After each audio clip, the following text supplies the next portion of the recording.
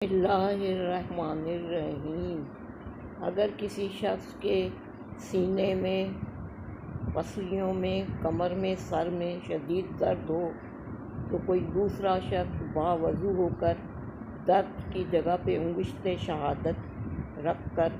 7 دفعہ اللہ لکھے اور 7 دن تک اس عمل کو جاری رکھے، انشاءاللہ درد سب ٹھیک ہو جائے گا۔ اگر کسی انسان کی پسلیوں میں، سینے میں، سر میں، کمر میں شدید درد ہو تو دوسرا شخص باوضو ہو کر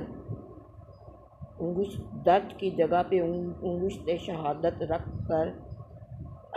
7 دفعہ اللہ لکھے